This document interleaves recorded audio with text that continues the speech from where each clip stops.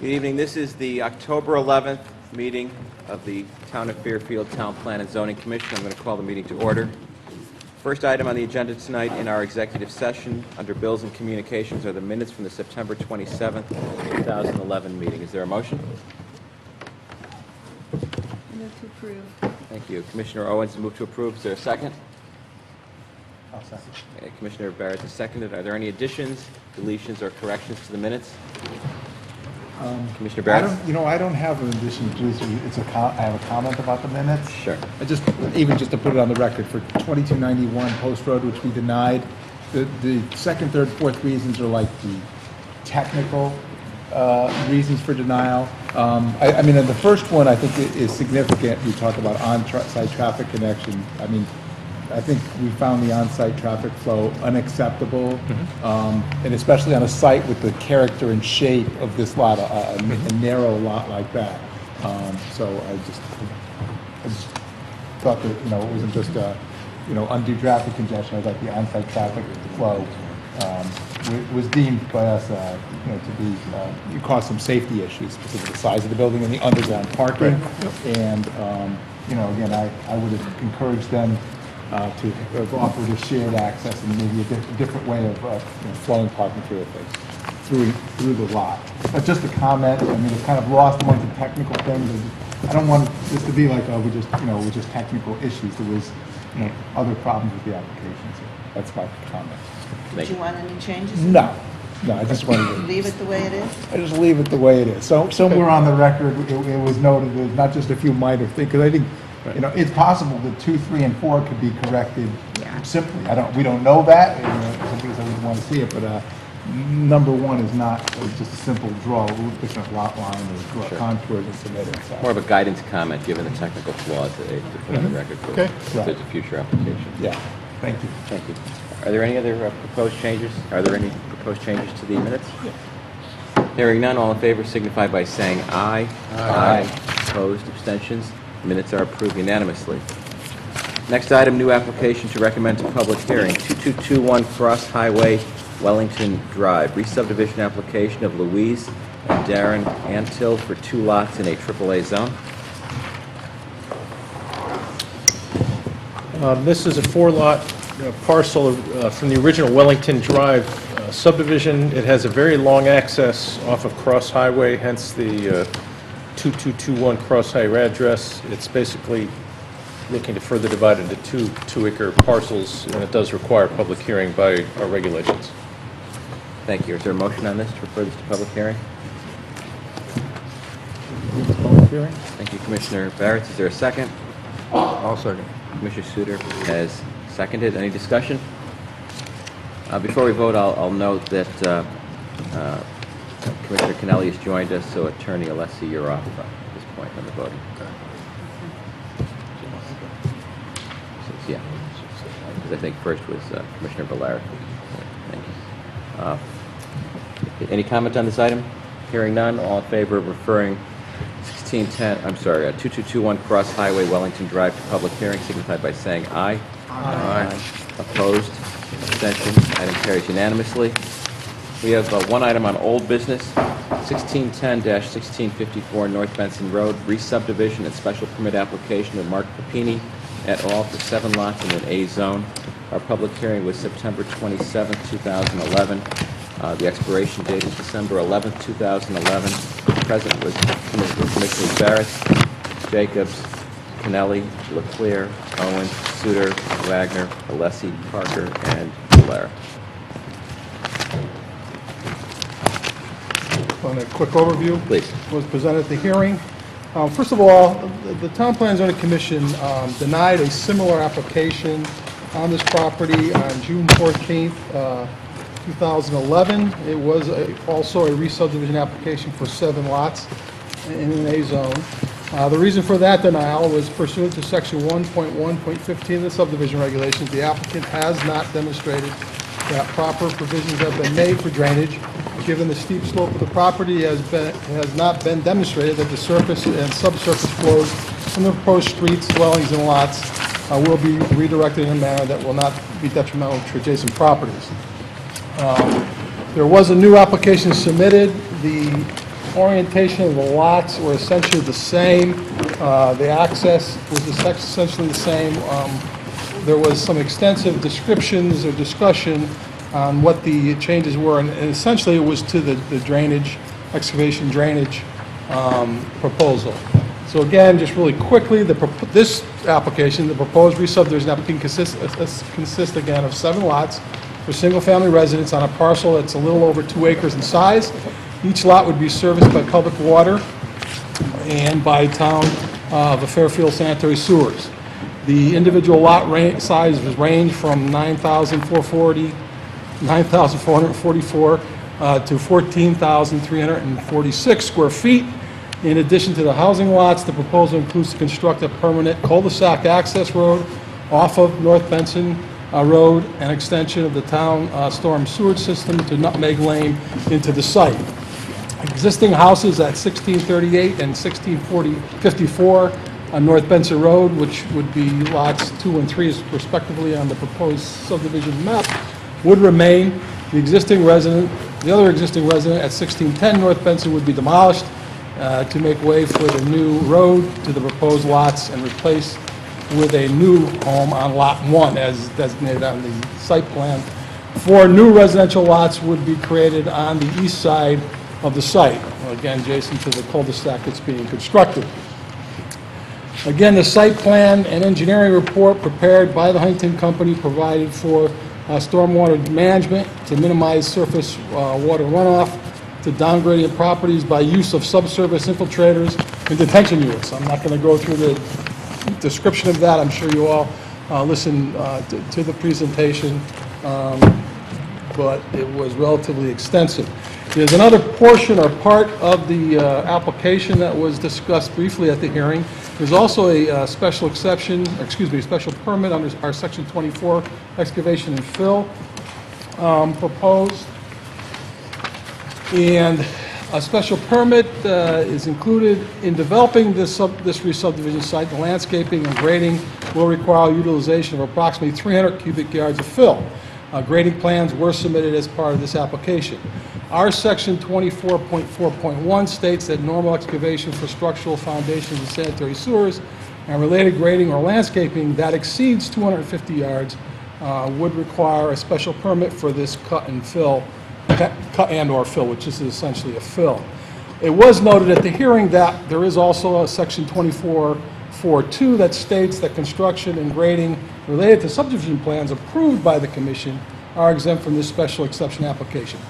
Regardless of that situation, there was an application made, and as you know, if you go to Section 24.7, there are a list of conditions of approval that need to be reviewed whenever reviewing a excavation fill plan, and they essentially are, I'll just go through them briefly: no excavation of grading or other alteration except in conformity with the proposed grading plan that was approved. There'd be no slopes in excess of 15%. It describes the type of machinery, methods, and equipment to be used for excavation and fill. It tells about the location of the filling or excavation or removal in relationship to existing streets is described. It also talks about after the activity, clearance of debris within the time provided in the special permit, that there should be, the debris should be cleared within the time provided in the special permit. It also talks about the method for setting aside top layer of soil for depth of 6 inches is described. Also, there's a condition to file a schedule once the application is approved, and there shall be proper drainage to avoid stagnant water during the excavation. Again, these are standard conditions of approval that would be attached and reviewed for any application for excavation and fill. That essentially, Mr. Chairman, was what was presented at the public hearing. Thank you, Mr. Devanchik. Is there a motion on this item?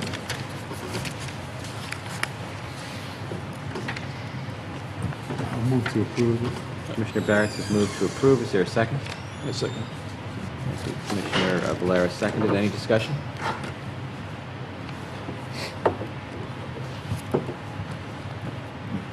Can we start? Sure, Commissioner Barretts. Well, I mean, I wasn't involved in the first application, which was denied, but it does seem that the applicant made effort to address, really improve the drainage on the property, coming up with a, pretty complex underground detention system. We have testimony from experts from the applicant, as well as a report from the town engineer, seeming to indicate that there'd be a substantial decrease in surface water runoff as compared to the current conditions. So that was a principal reason for denial. As far as the subdivision itself, I know we heard some comments from neighbors, and I do feel for neighbors because they get involved in subdivisions when one is in their neighborhood. So, is this application more dense than we would like to see?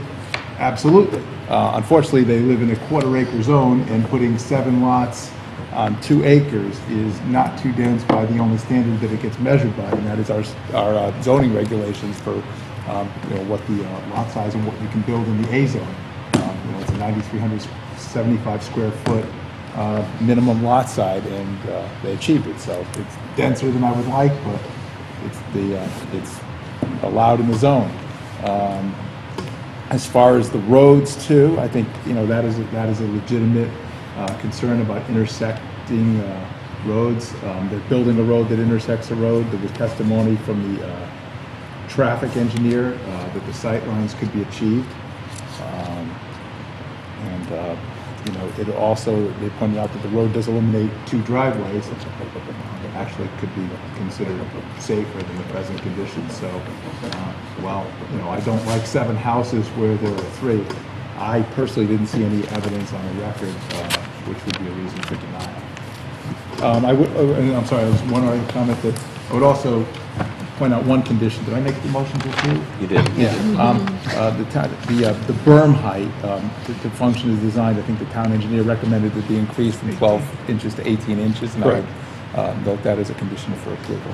And while you're discussing conditions, Mr. Barrett, there's a few other ones perhaps you'd like to include. One is that there be in the event this gets approved, there be deed restrictions so that the 5 lots maintain and keep the yard drains clear, so they remain functional, and that the applicant adhere to all engineering department recommendations. I would absolutely add those conditions to my motion. Sure, Mr. Valero. Just following Mr. Barrett's, I'm familiar with these detention systems. They do work. I've installed several large ones myself. I was swayed by the geologist, and his report seems to be complete, addresses the issues that I believe the neighbors did raise about water runoff, etc. I think this will go a long way in ameliorating the conditions on the site. I concur that 5 is pretty dense in that area, but it does meet our zoning requirements. It may also alleviate the conditions that neighbors mentioned about one of the houses having not very good neighbors, purportedly. These houses will be built and they'll be in the market, I would imagine, of 750 or so was mentioned, which is a fairly good market for that area. So overall, I don't think the neighbors will be impacted financially. I would not expect that. Although, of course, construction and that density of development is not ideal. So for those reasons, I believe this application should be approved. Thank you. Is any further discussion? Yes. Commissioner Suter? Yes, I think the applicant was correct that this application does comply with the subdivision requirements. Commissioner Barrett has already pointed out that the lots conform, and it is somewhat dense, but then the zone itself is dense, so there is no getting around that. The traffic report noted no traffic problems and specifically stated that the vehicle traffic generated by the subdivision will have a minimum impact on the traffic on North Benson Road. The report indicated a very low accident frequency, and the sight lines are adequate, 500 feet. There was a recommendation that some vegetation be removed, and that is necessary to achieve full sight lines, so that should be included as a condition. I myself went to the site and stood by the road and looked in each direction, and my visual inspection confirmed the comments in the traffic report. The experts testified, both the expert for the applicant and Mr. Slayback, that there is now a state-of-the-art stormwater management system that has been designed for the property. And I don't think we could really expect any more from the applicant in terms of an effort to manage the stormwater, both infiltration and runoff incidences on the property. The system will keep most of the water on the site, in the drainage system, in the cul-de-sac, through the yard drains piped into the cul-de-sac. And it was noted that in the previous application, the water was kept on each specific lot, and this is a significant improvement. I believe the hydrogeologic report by the applicant's expert, Mr. Slayback, definitively answers all the outstanding questions about the possible effect of drainage and surface runoff on neighboring downslope properties to the east. He noted there will be a substantial decrease in surface water runoff through infiltration to groundwater and detention in the cul-de-sac. He noted that there is no underground river as surmised or speculated by the neighbors. And he also noted that unfortunately the wet basements will continue in these downslope properties. But the condition of wetness or the amount of wetness will not be exacerbated by this development. The development, if anything, is an improvement on the water runoff to these properties. And I'm very sympathetic to the problems of the neighbors. I have lived in a house with a wet basement, and it is a source of continuing annoyance and irritation, and it can also damage any property stored in the basement. So this is a very unfortunate condition, but I think the condition arises out of the location of the properties themselves and is not caused by anything that is occurring or exists on the properties bordering North Benson Road. I should also note that neither the neighbors or any other members of the public offered any expert testimony in rebuttal to the experts of the applicant. And in fact, Mr. Slayback in particular produced a exemplary and very impressive report. And the engineer also presented considerable factual testimony. And I recommend, or agree with both Commissioner Patterson and Commissioner LeClaire that we should include all the town engineer's recommendations as conditions. Thank you, Commissioner Suter. Any further discussion? Commissioner Kennelly?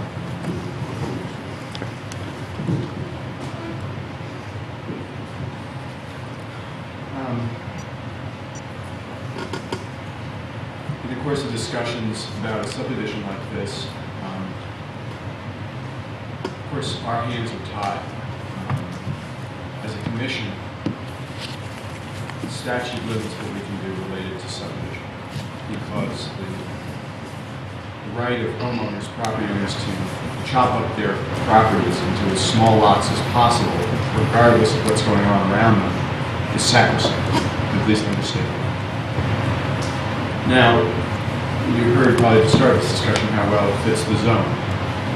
But a lot of the zoning that's left in this town probably predated the kinds of elaborate kind of Rube Goldberg water drainage systems that we heard all about today, which is allowing areas that no one would have imagined could have jammed in 7 houses to at least the standard of it's your property, chopping this up as much as you can. If you have an expert that says the water will flow everywhere we can.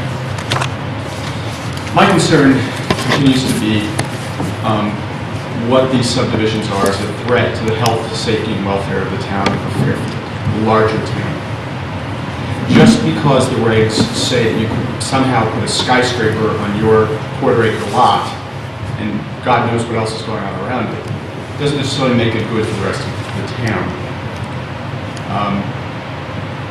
This is going to be a site where at a minimum 5, probably 10 cars are going to now we'll call this area their home destination, in an area that's already an unpleasant place to drive. The traffic report doesn't say this is a problem-free area or there are problems with having this here. It simply says that the amount of wait time you have to get in and out and to deal with an intersection will increase somewhat. Not a great deal, but somewhat. But there's no development and there is no subdivision that somehow, in and of itself, leads to level of service F. We almost never see that. What we see is a continued degradation of the quality of life that folks enjoy when it comes to being a pedestrian, when it comes to being just a driver dealing with ever more congestion. So it was terrific that we had a paid expert for the applicant come in and explain how as he has in many other cases, that this drainage system will, somehow solve these problems. Now, whether it's going to solve these problems in 15 years, or 30 years, or 45 years, or 60 years, well, we heard from the counsel for the applicant, well, the town can pay to clean out the drainage and all the rest, and certainly it can. But again, we're talking about systems that absolutely work in the short run, and let me say that, enormous respect for the expert understanding of these kinds of systems that, for example, Commissioner Valera brings to the table, so I don't disregard that at all. But I live in a 97-year-old house, and a lot of homes in Fairfield are much older than 50 or 75 years. So that is a concern still, at least from my perspective. What is the long term, not the immediate term of what will be now, but what will we be dealing with in a generation? So, to me, that longer term horizon issue related to this is still enough of a concern that I can't be comfortable with. Additionally, while we're going to get one less curb cut on North Benson Road, we are going to now have a curb cut that is going to service more cars that have to get out in the morning, more cars that have to get out in the evening. In an area which is already becoming more and more heavily trafficked. It's all over town. I mean, just nearby, there's another subdivision going in on North Benson that we approved because state statute requires that we pay folks chopping up their property as small as they can. Who doesn't love that?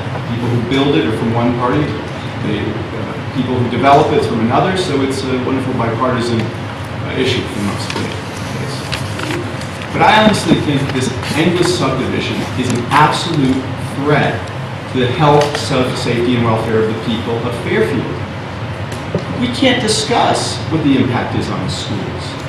When you add 5, 10, 15, 20 homes, you are adding 25, 35, 40 children to the schools. Now, I cannot make that a reason to deny.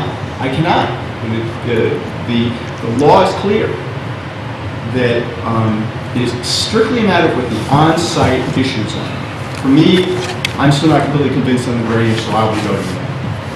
I'm concerned about still the traffic interrelation, so I will vote on the site. But you have to ask yourself, when we have a town zoning code, and we have literally thousands of residents coming close to getting ready to retire, sitting on properties that oftentimes, acre, three-quarter acre properties, half-acre properties, two-acre properties, that they're going to get a chance to subdivide. I mean, people complain about taxes. They complain about school costs. If every one of us decides it's time to cash out when we're ready to sell our home or our property, or our grandchildren feel that way, we're not going to have the same Fairfield we enjoy now, or even, say, 15 years ago. We're going to have a much less attractive community to live in. But for me, just barely on the margins, on the site issues related to drainage and traffic, for me at least, it's not convincing that that is completely met, so I will be voting no. But there clearly are the larger issues which we can't bring to the table that this commission has to address. We cannot simply say, oh, well, there's another A zone. 30 years ago, there's no way you could put a drainage system in like this. Now you can. We're going to choke on our own density. We're going to choke on the taxes. We're going to choke on the inability to deal with our schools. We're choking on the traffic now. I drive that road every day to the train station. If you live here, and you lived here for 30 years, and you had a great experience living here, great. Sell your house. Don't chop up your property, and then, get every last dime out on the way out. It's hurting the town. Thank you. Commissioner Jacobs?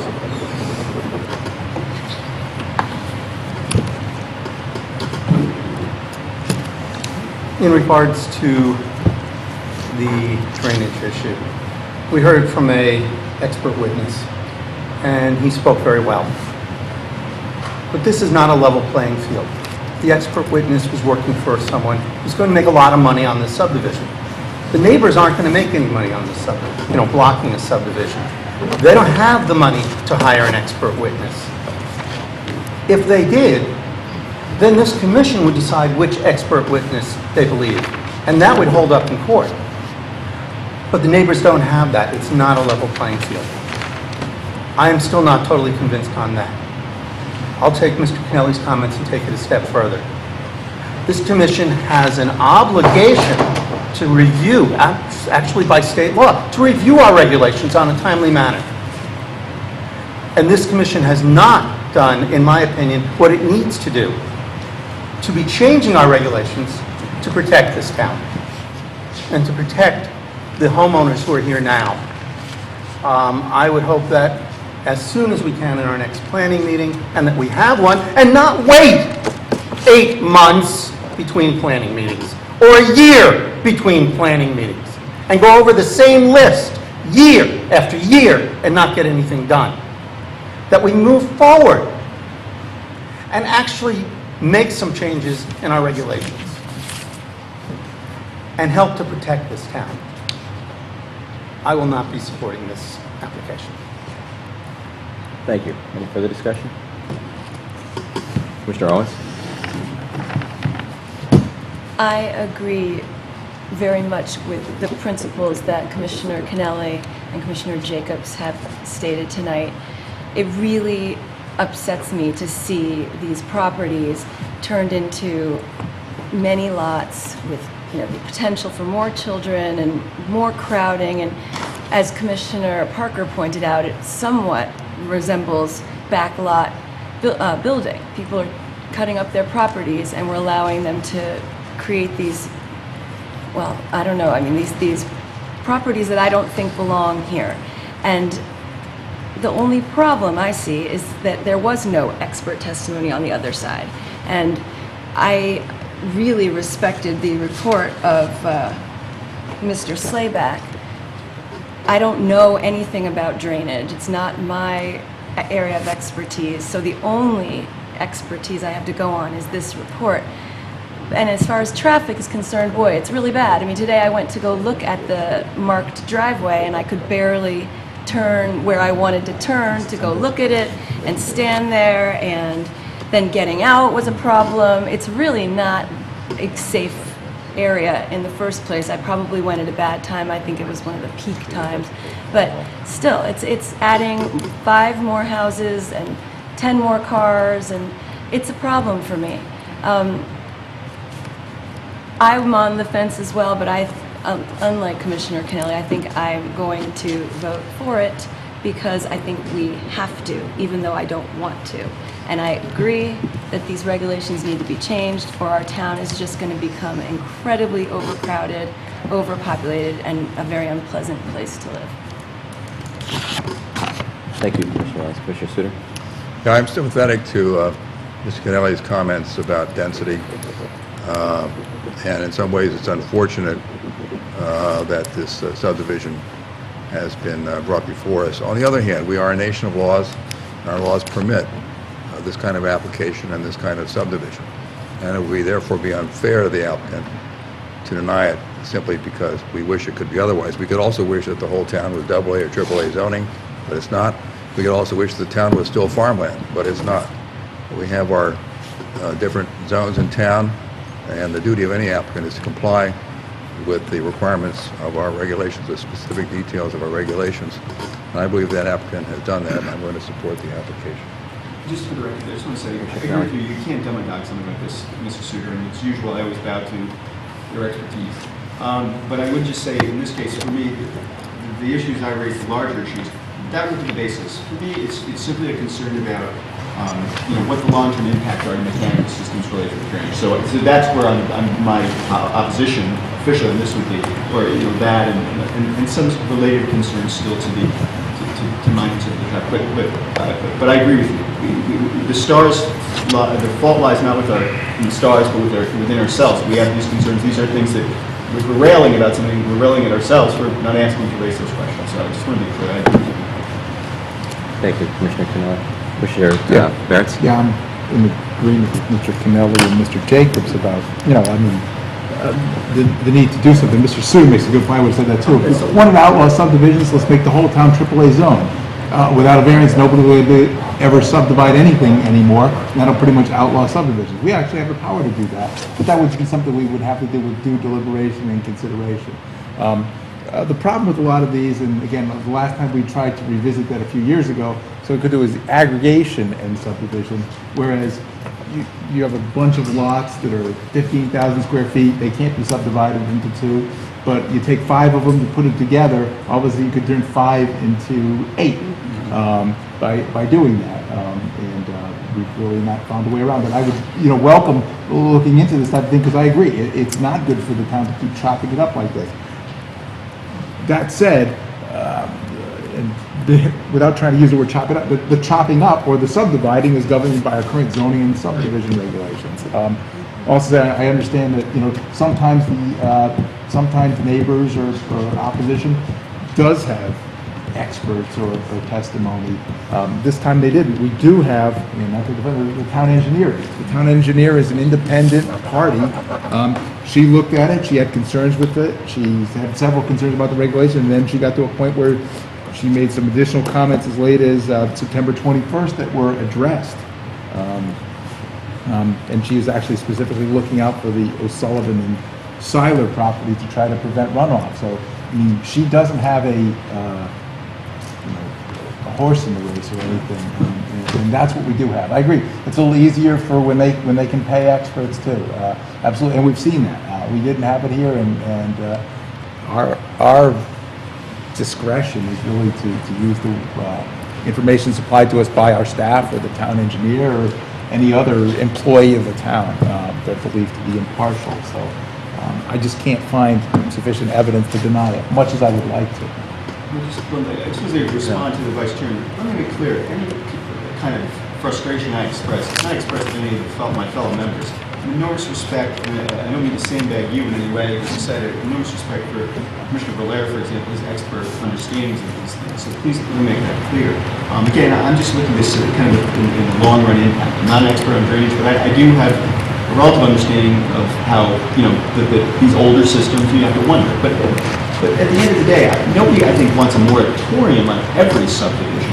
It's just as Commissioner Owens described it, there's this concern that that particular area just north of the university is a clotted spot. I mean, when you walk and run along there, you see how many of these driveways, just for single homes, there are there.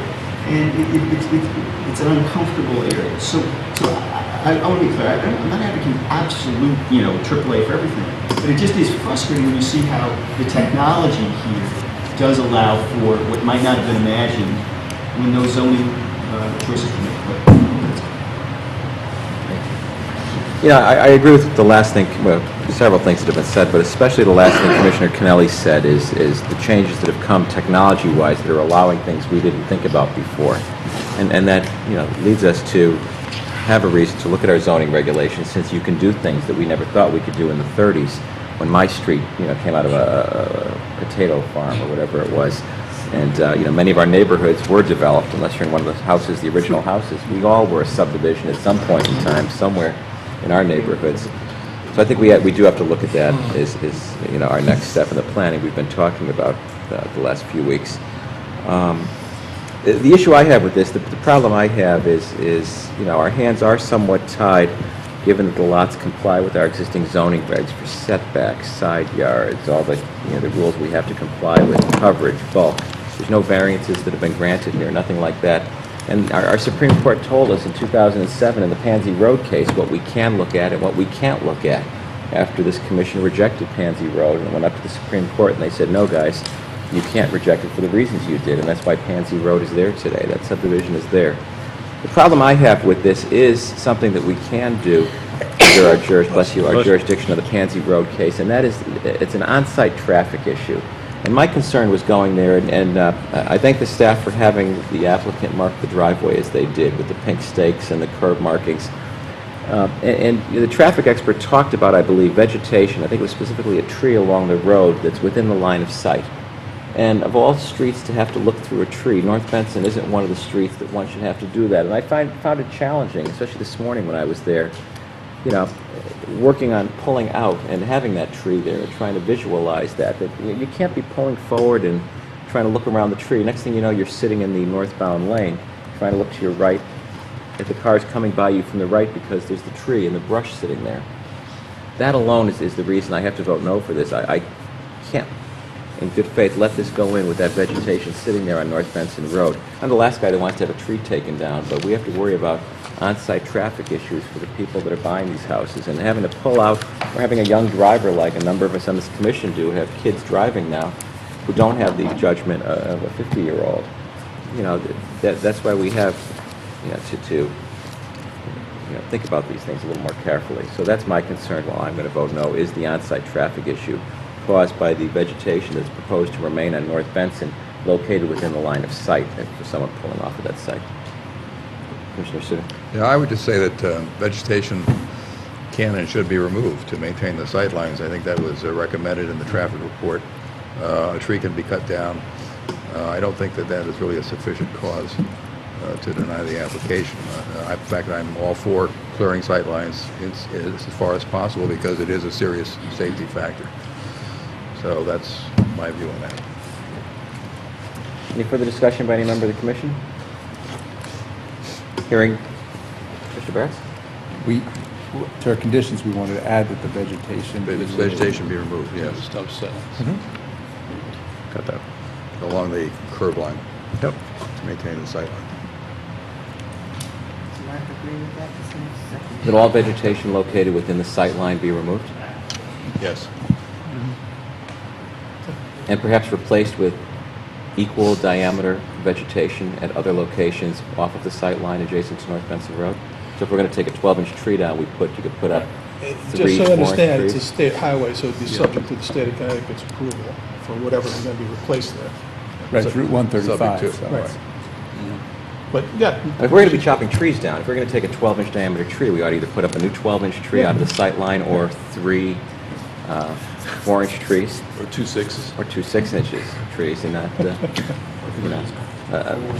we are the tree city, USA. Here. You're not going to be able to plant a 12-inch tree, that I can Well, guarantee you. maybe that's not practical, but The root ball's about 500 pounds or so. I think the point is, if we're going to be losing the growth of a 12-inch tree, we have Leave it to the tree warden to recommend. I think the tree warden would... Well, again, Recommendation of appropriate there's a trees on state the tree site. warden that would be in play there that wouldn't, I'm it sure a wouldn't be. local one would be involved also. Save the tree. And other than that, I mean, I think, we're limited. Like, with those conditions, is there any further discussion? Hearing none, all in favor signify by saying aye. Aye. Opposed? Yeah.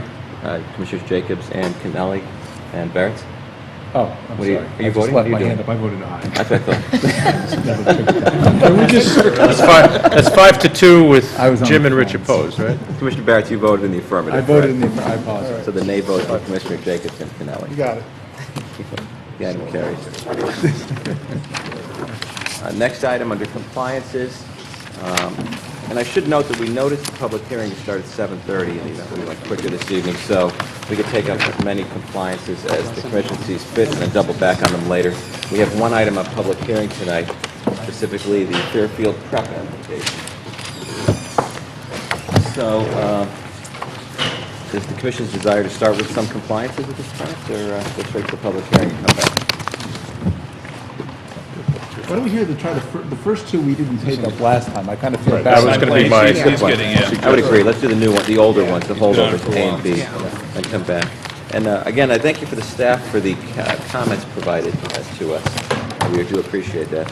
First item under compliance is 87 Tunsis Hill Road, application of Jack Goncalves for a sign plan in a design commercial district.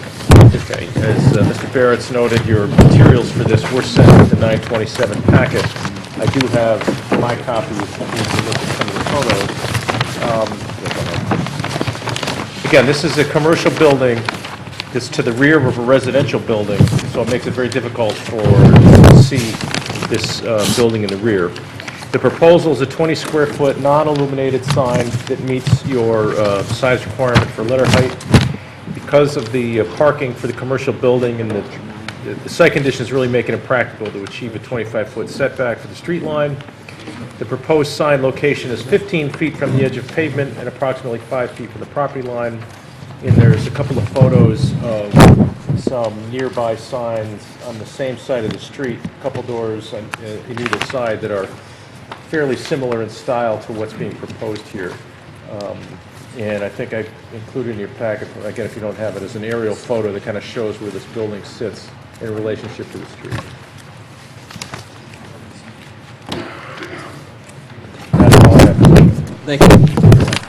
Is there a motion on this item? Yes, Commissioner Owens? I move to approve. Commissioner Owens has moved to approve. Is there a second? Going once? Hearing no motion for second, the item, well, I'll second you. Commissioner Barris moved to second. Any discussion? Commissioner Owens? Yeah, I think, first of all, it's a sign that's in keeping with the neighborhood, and since there's really no other way to do it,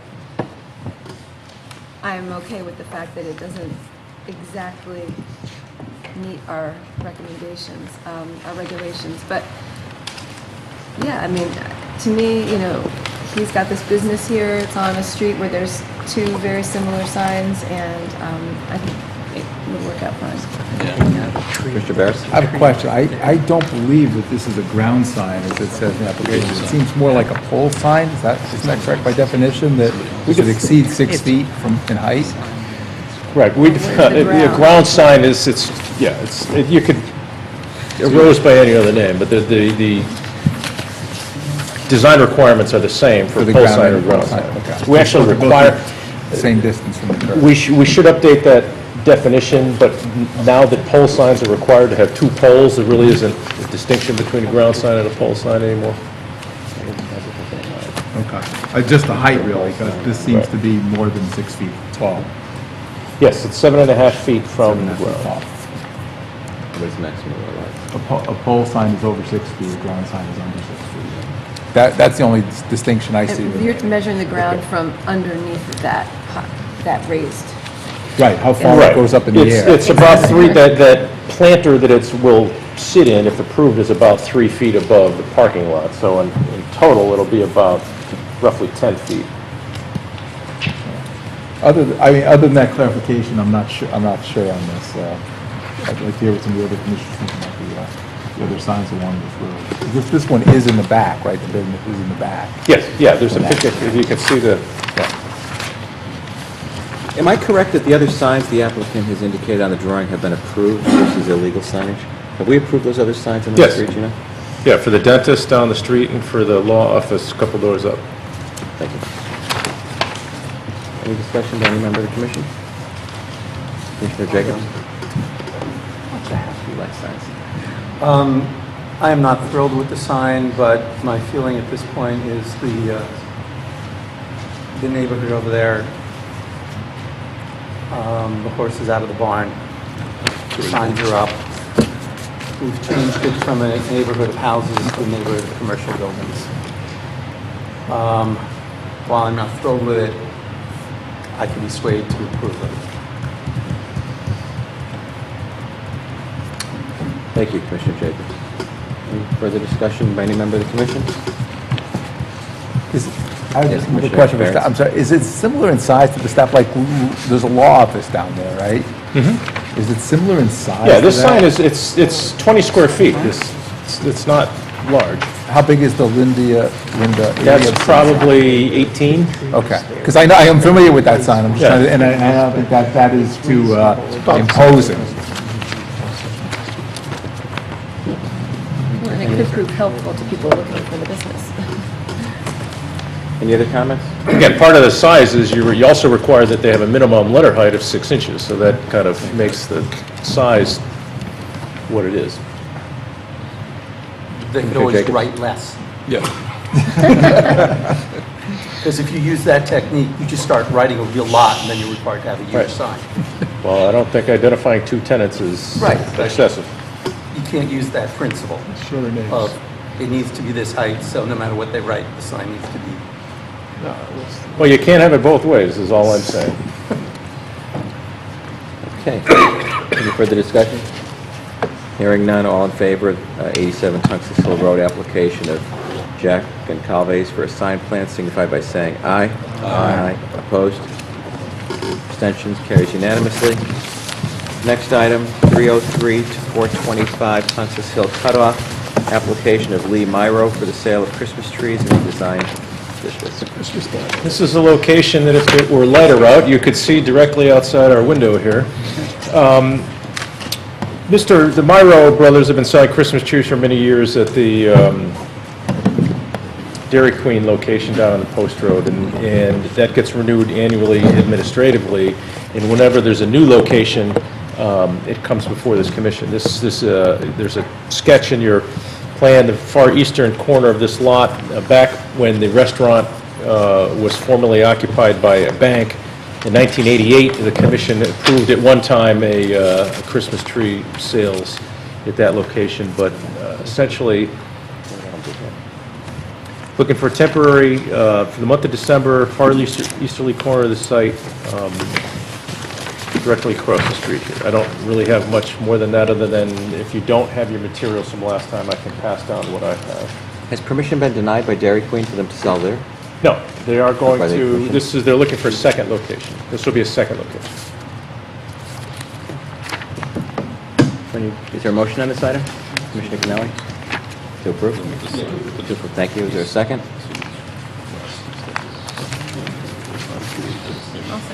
Commissioner Owens seconded. Any discussion?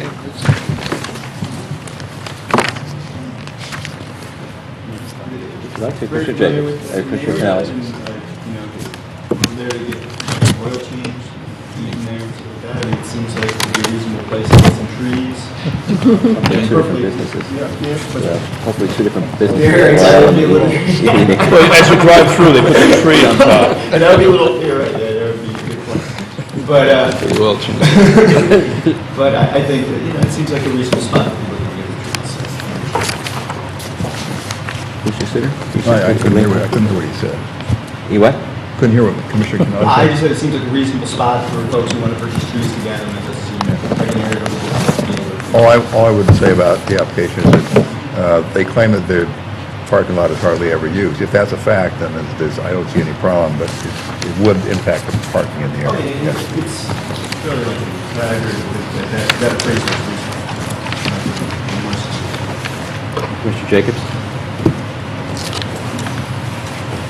We get back to the idea that we're a commission of laws and regulations. Our regulations require parking spaces for restaurants. This will be taking up parking spaces for restaurants. I might be able to be convinced that this was a nonprofit. It is not a nonprofit. Our regulations require a certain amount of parking spaces. In particular, in the winter when we have snow, they lose even more parking spaces to piling up snow in the different areas. So I would be not supporting this for that reason, that we would be reducing parking spaces and setting a bad precedent. But I would agree with Commissioner Jacobs. That's my problem. What if next week someone comes and decides for Christmas in the Gap Plaza, I'm going to sell teddy bears on some tables. I'm taking up parking spaces. That's not, there's no difference. I mean, like Christmas trees, hate Christmas trees. You start letting people sell things in parking lots. You can have applicants one after the other. I'm going to come with my food truck and I'm going to park in Bob's Plaza and, sell cheesesteaks. Where are we going with this? How are we going to say no there but yes here? That's a problem.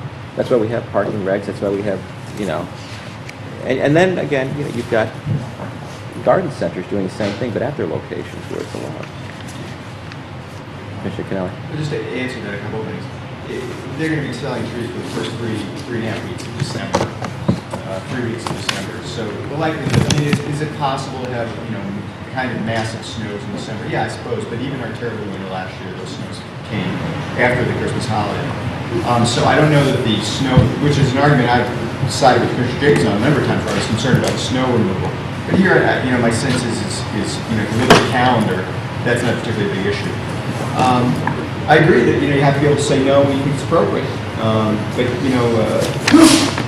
this kind of service has some value in, the neighborhood surrounding has tons of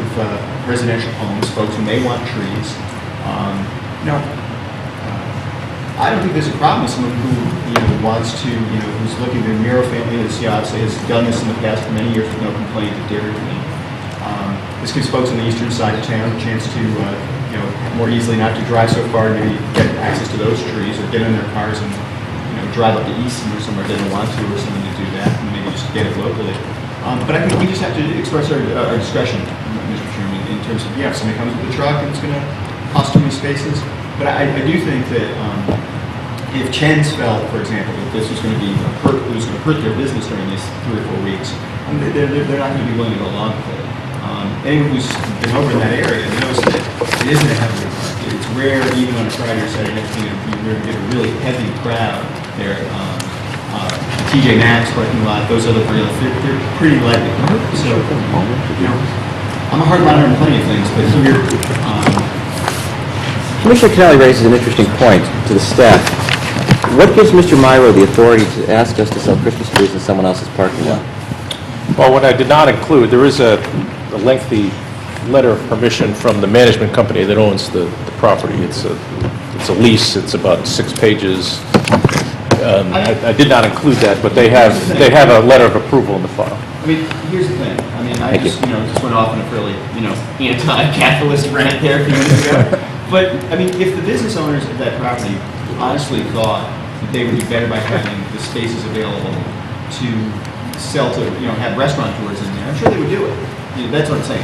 If this was really a threat to that business, that you'd have, big lines queuing up out on the street and stuff because there's not parking and there'd be a danger, I certainly don't think they would do that. Obviously, there's probably not much in the way of high margins on, whatever they're getting back for the rental for the space for Christmas trees. This is an annual permit? Yeah. That's Well, it would be at your discretion. It's reviewed every year. It's reviewed as we had a green market or something else that's favorable to the community. We Well, come annually. You can do one of a couple things. If you're inclined to do it on a test case basis to see how it works out, you can certainly give them a 1-year approval. And then if it turns out okay, then we can move forward with it thereafter or make it an annual renewal. Commissioner Suter. Yeah, Mr. Wendt, was there anything in the letter from the owner or the management company that commented on the existing use of the parking area? Did they basically concede that it's substantially empty most of the time? Yeah, if you look at the sketch, and I don't know if you have it, it's at the very far end of the lot. And, I looked at it, it is a Tuesday night, I did look at it on the way here when I parked, and there's nobody occupying the location that they're proposed to be today. We have to remember, that's the location where they're going to sell the trees. They're going to have their own vehicles there. They're going to have the customer's vehicle there. If it's like the Post Road, they're going to have Santa Claus wandering around, waving at everybody. You're Santa. I'm not anti-Santa. No, I'm just saying. I think having a walking around Santa, I like Santa Tunsil. The point is, we're talking a lot more spaces in this. If you go by the Post Road with Dairy Queen, you're looking at the cars. There'll be other Santas in town someone can go see. Like the Christmas Tree Festival downtown, sponsored by lots of charities selling their Christmas trees. Commissioner Suter. Yeah, I would think the owner must have considered most of the issues we've raised about the use of this. Also, we should remember that it's a temporary seasonal use that will only last about a month. And if we do it on a one-time basis to see how it works out, it seems to me that it's something that we could go along with. I'm certainly open to modifying. I don't know if the compliance will do a conditional approval. I guess we can. I think it's in July. But let's make it annual, see how it goes this year. If it's a real problem, let's do it. Mr. Jacobs. It is a short period of time, but it is also the period of time where the parking in this town is the worst. And you do have the other, what is that, TJ Maxx right next to it. So that period before Christmas is the time where our parking lots all over town are full. If you go up Black Rock, you wind up having to have police officers directing traffic on Black Rock, getting you in and out of parking lots. It actually is hitting the highest traffic area of the year. Well, just what, to me, we're taking a long time on compliance, of course.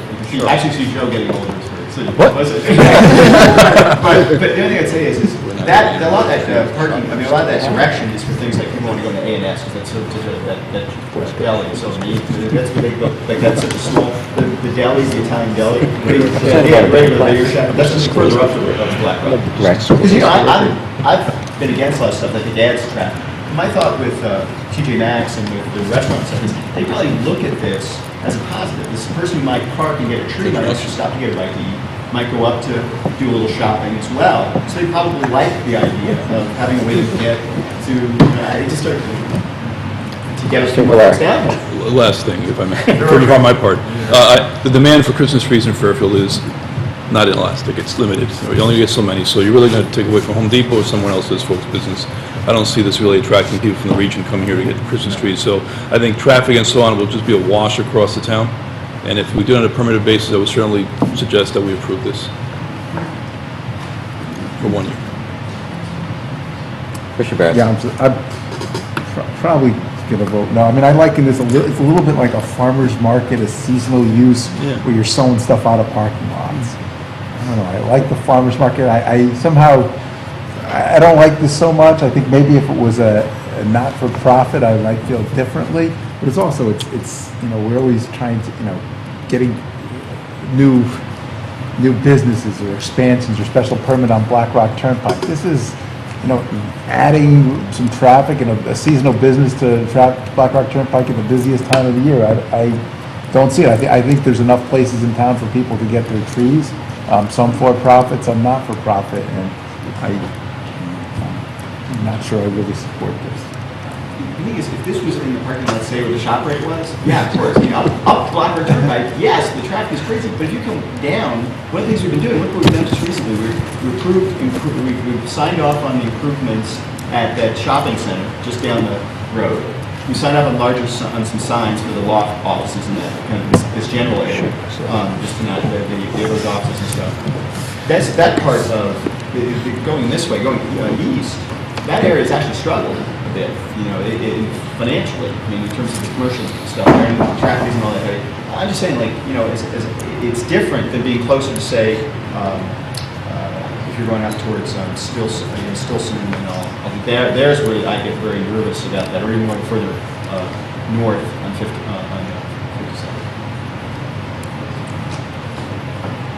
Any further discussion? Any member of the commission? Hearing none, all in favor of 303-425, Tungus Hill Cutoff application of Lee Myro for the sale of Christmas trees, signify by saying aye. Question? Yeah, so Are we establishing a duration for this approval? Duration. Of 1 year. Approval for 1 year. 1 year approval. 1 year. So, okay. And I would, according to the time of operation here, November 26th, I would keep the dates that they have in there. Right? Yeah, for the dates on the application. Again, all in favor, signify by saying aye. Aye. Opposed? No. Barrett's, Leclerc, and Jacobs. Item carries. At this point, we will take a brief recess and start the public hearing once we reconfigure the room. The executive session is now closed. Sorry, that's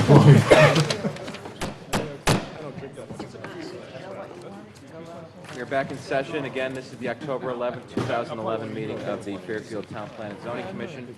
We have one item on the agenda this evening for public hearing, specifically 1073 North Benson Road, a special exception application of Fairfield College Preparatory School for additions and alterations in a AA zone.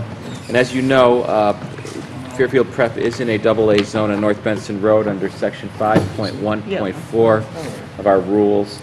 Schools are allowed in residential districts subject to special exception under Section 27, and that's why we're here today. Attorney Fallon. Good evening, Mr. Chairman, members of the Commission. For the record, my name is John Fallon, and I'm pleased to be here tonight representing the applicant for College Preparatory School. With me tonight is Mr. Joe Costa, who I'll introduce shortly, of Fletcher Thompson, and David Frasinelli, who is our Vice President for Facilities, and Mr. Kirk Kaczynski of our Facilities Department as well. As the Chair indicates, this is a AA zone, and Fairfield Prep, which has been there since 1942, is a permitted use in the zone pursuant to Section 5.1.4D. What we seek your approval on tonight is to construct an addition to our existing building, as we will describe to you and as your plans, I think, also show. It is undertaken, as I pointed out in my material, as part of the ongoing program of renovations at Fairfield College Preparatory School in order to ensure that we continue to address the need for additional space to meet the requirements for the programs that we presently offer to our existing student enrollment. That enrollment at Fairfield Prep has been and remains a steady 905, and there is no plans to expand that enrollment, nor does this addition have any implications for that. It is an addition, as I said before, to serve the needs of our existing students. What are the general natures of that addition? And I will leave it to Joe to be more specific. Well, one significant improvement here that we're looking to make is to increase the size of our cafeteria on the lower level. This is very important to us. It will significantly improve the student dining experience, and it's going to allow us to provide 2 lunch periods that will be able to service all of our students who, eat lunch on campus each day. Also, you'll see that what we're providing for are certain new project areas for special academic projects. We'll let students work in group teams on those projects. Our athletic programs are going to benefit substantially here by a much-needed addition, including a new fitness center. And we're also enhancing our space needs with regard to additional office areas and conference rooms for student life activities involving student government and the school newspaper. From a technical standpoint, we have had the application received a certificate of wetlands conformance from the Conservation Department. We had a code enforcement review on August 23rd, and all the plans associated with that review have been, all the comments have certainly been reflected. And I believe you received, and as part of your record, an email to Mr. Wendt from the Engineering Department, wherein Laura Pooley, on behalf of the Engineering Department, approves of the drainage design. When we started out with this project, it was our effort and desire to see that the architectural design for the addition would be aesthetically pleasing and would harmonize with the historic architecture of the existing Xavier and Birchman Hall. Under the leadership of Joe Costa and his colleagues at Fletcher Thompson, we're very proud of that design from an architectural standpoint, both with regard to those aesthetic elements and also, as he will elaborate on, consistent with the university's continuing commitment, the elements of green technology that we've really emphasized as part of this addition. So at this point, let me introduce Joe Costa, a principal at Fletcher & Thompson, who basically heads up is the director of the K-12 education aspect of that company. Joe, thank you. Thank you very much, John. Good evening, everybody. I'm going to just step over to this side of the board so I can point to it. I always like using a picture to tell the story. As John pointed out, we really have 3 objectives tonight for this project. Number 1, expand the cafeteria. As John mentioned, to keep students within the cafeteria instead of driving around Fairfield looking for sandwiches and lunch. The second is to provide some space for physical ed, which is a fitness room. That's a very important part of the prep curriculum.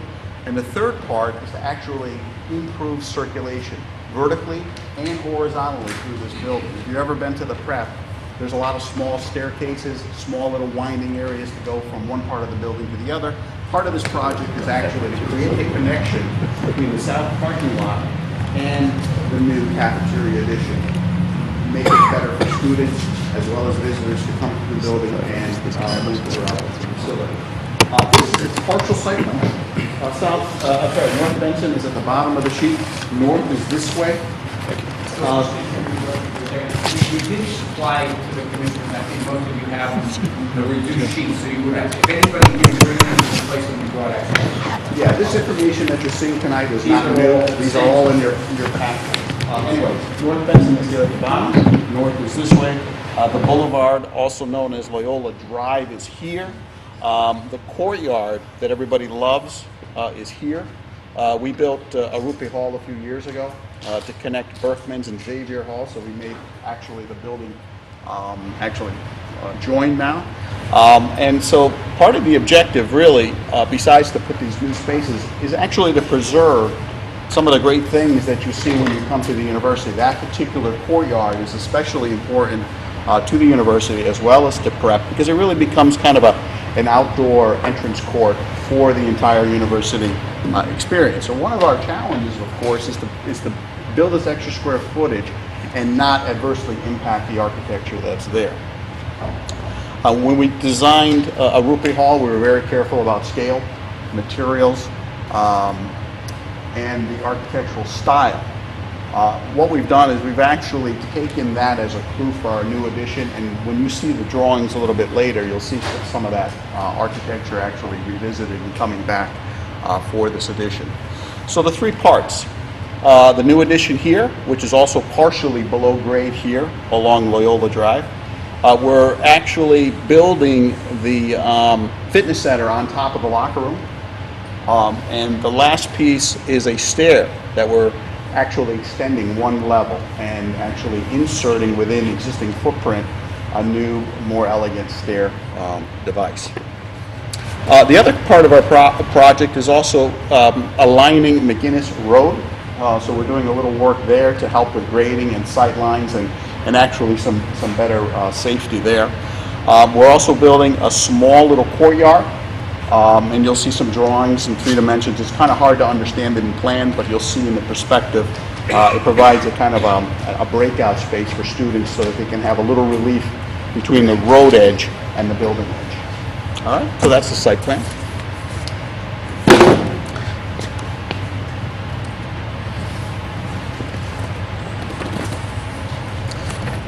This particular drawing represents the lowest level. Everything that's in shaded is new construction. Everything that's in white is existing footprint. So the addition is, what we're doing is we're actually putting the dining room expansion here. We're actually going to remove this wall, recreate the columns here along this line, and build out the dining hall such that our dining hall is in this configuration right here. The area that I mentioned before, that subterranean area, is actually support spaces that work off of the dining room, the new and existing dining room. And down there, we really have project team rooms. Students are working in teams of 2 or 3 now, plus they're doing little seminars down there. And we're also including some student life spaces, their offices, and some diversity offices. We're actually moving the Spirit Store away from that little platform, and we're actually creating a new space there, along with some mechanical space, some storage, and some accessible toilets. All right? Now, we can fit about 450 students in there. The kitchen area is not being touched. That's been recently renovated, and that will remain. Our new corridor, our new gallery, I mentioned that stair right in this position. We have a new gallery here that helps students move through the building and into the dining room in a much more elegant manner. We also have some campus ministry offices and the faculty dining, which are contained within existing space. So that's that lower level. And by the way, here's that courtyard I mentioned before. As Loyola turns into McGinnis, the grade drops down. So there's a slight retaining wall here, and then eventually the retaining wall drops off and we create this system of piers and iron fence. That particular system will also be designed to resist automotive loads, vehicle loads, as a safety gate. So that's that.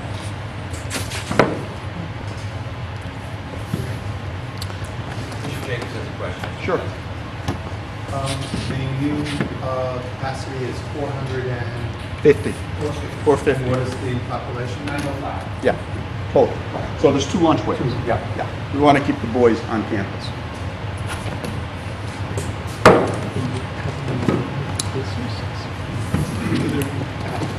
This particular plan shows you what we're doing on top of the locker area.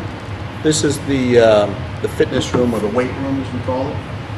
And quite simply, what we're actually doing is we're building some clear span across here, and we're creating a sub-lobby off of the south parking lot so that people can move into this lobby and then straight into the building without actually having to change levels or go to the main level like you currently do. So it's a nice way to bring people through the building. The other thing we're doing is we're creating an L-shaped stair with a well that connects the bottom level, the middle level, and the top level. So the main lobby is connected. This level that you come in on is connected, And we also connect on onto McGinnis Road as it drops down in grade. So it makes for a nice, three-dimensional experience. Yes? Quick question, on the weight room on mezzanine above the locker. It's a new structure. It's not a mezzanine, it's a totally new floor. Correct. Above the locker. Correct. On top of the locker. Is it access by stairway or elevated? No, it's actually, yeah, there is an elevator, yes. There's both a stair and an elevator to get there. Okay, and it would also be access to that new lobby you created? Correct. Okay. thank Yep. you. Nowadays, students like to be seen and see as they're working out. So there's actually a glass wall here separating this lobby from the exercise machines. It's much like a fitness floor. It is all boys school. Yeah. Girls, try co-ed. Elevation-wise, as Attorney Fallon mentioned, we're very sensitive about the scale and materials. So the architecture really does look a lot like a Rupi Hall. So it's somewhat Gothic, like a collegiate Gothic look. Obviously, we wanted to maximize our glazing to bring as much natural light into that room. It's now a very deep room, so we want to bring as much of the exterior into the building as we can. But really, the architecture, the banding, the belt coursing, the brick, the precast is all going to be very similar to what you see out there. Certainly, we want the addition to look like it's been there for many, many years, and so we're very sensitive about detailing and the color of the mortar and the color of the brick and all that stuff. And we're still developing that as we go along.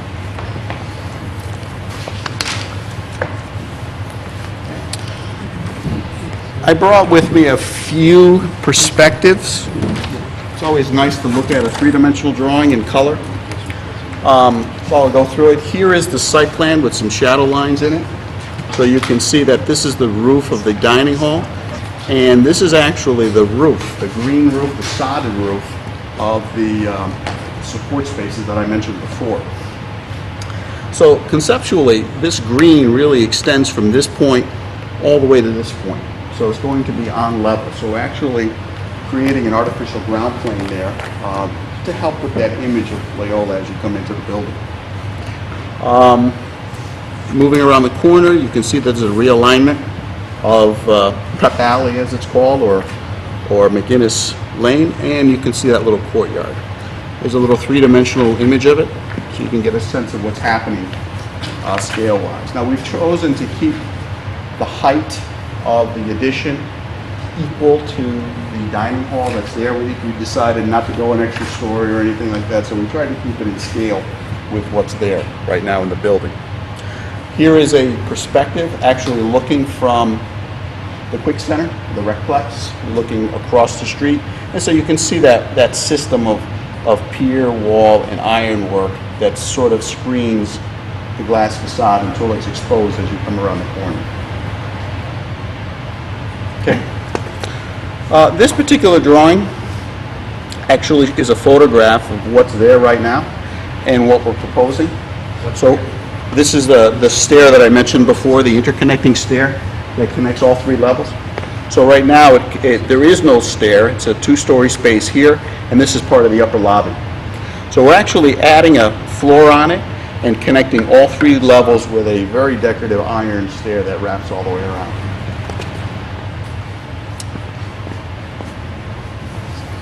While you're on that picture, Mr. Yep. Scott, I just want to compliment you on whatever technology you've used on that. That's something new to us, particularly that picture on the bottom right. We always want to know what things are going to look like. And instead of passing, we have that, instead of just passing a brick around for us to, stare at, the photoshopping or whatever you use is a nice visual aid to us. We're actually using Revit technology for this. So it's building modeling technology, which is really nice because you can get highly accurate and highly rendered drawings to really depict what you're seeing there. The advances in technology in the last couple of years, you should be getting Right. You need a certain scale of architectural firm to do that, though. I assume some of the students did this at prep, no? It's expensive. I can say it's an investment. It's finally starting to pay off. It doesn't make it much I would easier for the also commission. ask, so. how successful are the green roofs in this climate? Have you done Actually, there's one right now on campus, right? Yes, we're going to talk about the green elements. Yep. But we have, you approved it. I Yeah. think the landmark for that kind of, And the residents. we're excited and Joe's going to get into it about, again, carrying that forward.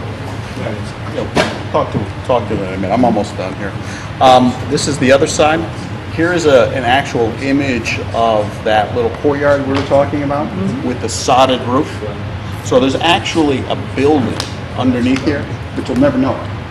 When you walk on it, you move about it. I mean, it's a substantial bed of material and sod, and it's well drained, obviously. And it's a little contemplative area with some seating and a little fence work and some hedge work. But once you go there, you'll never know that there's actually a building that you're standing in. So it's really quite nice little space. And you see it again here three-dimensionally. All right. The other side of the project, I talked about that fitness area and that new addition. Well, that's right here in this location. This is a photograph of the south side of the building right now, and this is the proposed. So you can see it's a very low scale, low key addition. We're not trying to compete with all of this stuff that's going on up here, but we do want to give an option for people coming to the site, especially somebody who's handicapped. We want to provide a ramp, a good way to come in, and a nice, elegant way of moving through the building without having to go up and down through a fire stair. And that's what that looks like. And this is the facade drawing that I showed you before. And this drawing right here is actually a axonometric drawing of this. This is the actual ground level perspective. This is more of a bird's eye perspective. Now, Attorney Phelan mentioned some green technologies. All our buildings are high-performance buildings. There are state laws requiring high-performance buildings, especially in public schools.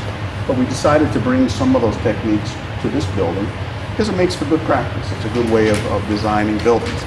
So some of the things that we'll be doing here includes low-flow, water-conserving plumbing fixtures. It's pretty standard. High-efficiency lighting fixtures. We're going to be using LED technology throughout this building, inside and outside. We're very careful about light spillage and where we're going to put light and how much light we're going to put on this building. We want the building to be safe, but we don't want it to look like a runway. So we're going to be very careful about how we illuminate the building. Inside the building, we're going to be using occupancy sensors and photo cells. We obviously are interested in lots of natural light, and so we're going to encourage that. We're going to be doing or using recyclable and post-consumer content materials where possible. So there's going to be a large amount of time spent on selection of those materials. As part of an aggregate? It's part of the whole job. Concrete? Everything, all materials. We're going to be using sustainable sources for wood and wood veneers, obviously. We want to preserve our forests. Our window glass will be low E and high performance coatings so that we're not getting a lot of heat gain. We want to make sure that we control the amount of energy we use to cool the building. We're going to be using, obviously, a thermally broken window system, a very robust system, an expensive system. We're going to be using demand usage ventilation controls. We're not going to ventilate rooms that are not occupied, and we'll control that with CO2 sensors and other technology. Low VOC coatings and products throughout, because we don't want to create that odor for children. Outside the building, our landscape architect and our civil engineer will be designing drought-resistant plant materials. And our exterior envelope will be a high performance with a high R value system. So that's just a taste of some of the things we'll be doing. And as we design it, as we develop it, we'll be looking for more and more of those systems. Commissioner Jacobs? That's it. Yes. Will you be going for a LEED certification? I don't think so. We're going to, this is David Fresnelli, if you want to respond to that. What the university has adopted as a policy is to design to the lead silver. You just stay with I did not pick it up. David Frassinelli, Fairfield University. What the university has adopted as a policy is to design buildings to the LEED Silver standard, go through the checklist, make sure that we're hitting those points. We have not in the past pursued actual LEED certification, primarily due to issues of cost, additional costs, or consultants. So we will do the same policy with this building, designed to the LEED Silver. And I think Joe touched on before, and the commissioners are aware that we do have the inclusion here of the green roof, which I think is a kind of special way to make this building and that roof so well integrated as a place of, people can gather and so on. But Joe's here to answer any questions that anybody might have. I did ask, this addition, as I said, is designed in no way to increase our enrollment. It will not increase our enrollment, but I felt it would be prudent and respectful to the commission to ask Mike Delonte to review the plans and the proposal and just basically opine in a professional capacity that, rather self-evidently perhaps, but nonetheless for the record, there is no implications with regard to this proposal that's before you this evening that would impact in any negative way on off-site traffic or ingress and egress to the university. And I'm not going to read that letter to you, but it is obviously based upon the clear intent here to, again, provide an addition to meet the needs of our current student enrollment without any intensification or expansion. So, subject to answering any questions you might have. In summary, this proposal, we hope you'll agree to provide the additional space that we need will be accomplished in a manner that accommodates an aesthetically pleasing and environmentally sensitive architectural design that, by the way, will not have any visual impact beyond the campus because of where it's located and its dimensions. It's going to allow us to address, as you've been good enough to work with us in the past, the continuing needs that we have for additional space for our currently enrolled students and the academic and extracurricular programs that we provide. The additional cafeteria space is certainly important to us and our students.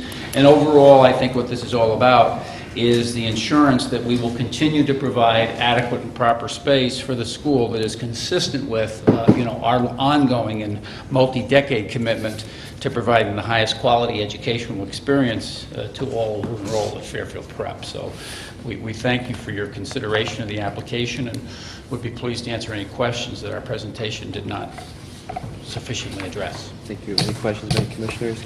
Commissioner Jacobs and then Ferris. Are you going to be doing any repaving anywhere? Any of the parking will be redone? David, repaving? The answer to that, I think, is no. No. We've recently refurbished those parking lots, and they're in very good shape. So the answer is no. My question with that was going to go on to when you do any more, and to get feedback from you on your paving that you did further down in the parking lot where you used permeable blacktop. You have not received feedback on how that is working for you. Would you like some? Yeah, absolutely. Because Mr. President, with the water gardens in between, the depressed islands, and there's been a lot of very innovative things that the university has put in, but I think it would be helpful to the commission after you live with it, for you to tell us how it feels to be living with these things. We'll give you a preliminary input. Well, Mr. Jacobs is referring to the Quick Center parking lot, which is a combination of pervious and impervious pavement. The traffic lanes is the impervious, better make sure I get it right, and the parking stalls are the pervious, and if you look at it, you can see a different texture. So far, it's worked very well for us. We were a little concerned initially because it had been used successfully at the University of New Hampshire. They have a different freeze-thaw cycle than we have, and so we were a little concerned about it not holding up well. It's held up very well. We had to change how we treat those lots in terms of not putting down sand, and we are currently, over Columbus Day weekend, we vacuumed the lot. But my sense of it is it's working very well for us, and we, it's A new technology is always a little dangerous, so we took a little bit of a risk on this one, but so far it's worked well, and for the right application, we would anticipate doing it again. Before you even go on to other, you also, a number of years ago, we approved a cogeneration where you were producing electricity, and the heat from that was then going into heating the buildings. Have you found that the cogeneration plant is working as well as you thought, and will it tie into this building?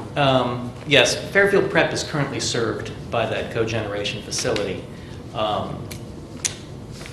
By way of background, cogen basically is a giant jet engine that produces electricity. So the electricity is used virtually over the entire campus, but the heating and cooling benefits only go to those buildings that are served by the underground high-temperature hot water loop and the chill water loop, which Fairfield Prep is. I would say that the system has worked very well. We did win a national EPA award. I think we were one of 2 installations this side of the Mississippi, so it's actually gotten us some good notoriety. It has saved us a significant amount of money in terms of energy consumption. Couple challenges. Convincing the entire university community that it's not a backup generator. It really wasn't designed to do that, and it is susceptible to going down when the grid goes down, depending how the grid goes down. If it fluctuates and flutters in single phases, it will knock the cogen out, but generally we can get it back running again within an hour. In the case of Irene, when a good part of Fairfield was dark, we were running in what we call island mode. So that's worked very well. It has had its challenges. It's a fairly sophisticated machine which will go out with certain kinds of vibrations. We don't have high pressure gas in the street, so we use a gas compressor. That's another interesting piece of equipment. But despite some unexpected outages, if we had to do it all over again, we'd do it in a heartbeat, because it's literally saved us quite a bit of money in utilities. And my final question in the same line of questioning is the Jesuit Center with the green roof, and that was, I believe, LEED certified? Yes. We did not pursue LEED certification on it. Okay. That one was one that we had considered going for a gold certification. Right. And the consultants at the time told us that we would have to hire another specialty consultant just for that. The costs were significant. I mean, our sense of this is that we certainly embrace the sustainability. We would like to think that the design community will become more and more accustomed to this, and as it becomes more standardized, the costs will be much more affordable to us. That building has worked out extremely well, in addition to the truly a green roof, because it's the sod and the indigenous species, as opposed to a grass roof, which is green and has some of the benefits. That's worked very well for us, and we've actually incorporated, we have a green roof on one of the dorms we just finished over the summer. But the systems work well. We are pleased with our geothermal system, which is part of that project, and that also has worked extremely well. Thank you. Thank you, and I, for one, commend you on going in this direction. No, thank you, and it's an open invitation to anyone who would want to see any of these features or tour the campus. We love to show off our work. So. It's neat. We can arrange that, especially the Jesuit residents, which anytime. Anytime after 11 a.m. Yeah, we can. And anybody who wants to do that, certainly contact me, and I'll make sure it's coordinated with David. But we'd love to have you do that, because as you see more and more potential for this kind of sensitive design in the town, it's kind of nice to have you guys help make this happen. So please take us up on that when your schedule allows. Can we go back to the roof on the dorm for a minute, because I don't remember the green roof when we were approving. That's the new dorm between Northwest, or what do you call it? What's Northwest? The Jokes and Campion? It's the building known as 70 McCormick, and is it the new dorm by the softball field? It's a new dorm by the softball field. The green roof portion on that building is particularly small. It faces inward into our quad, and it was the one-story roof, and it's surrounded by a parapet, so it's not visible from the ground anywhere, but when you're in the dorm looking out, it's nice to look at. And then there was a even smaller, perhaps a 12 by 20 foot piece on the other side of the building, which is outside the second floor apartment. And that is a tray system, as opposed to a true 6-inch deep sod roof, which is what we have on the Jasper Res. Thank you. Commissioner Barrett? Yes, Mr. Fallon, I apologize. I do not have my reading glasses, so I can't read the zoning data on that map. But I was just curious where the university stands in relation to the maximum 20% floor area ratio now. Just curious into how big could the university grow under the existing regulations? If anybody has that in front of them... I just can't read it. It's right out there. Can I approach it? They said It should be right there. if I can just see the grid, I'll read it. It's that one right there. In here? It's on the zoning. No, sheet. should be in here. It's on the colored sheet. I think it's on the bottom of the colored sheet. We have the colored sheet.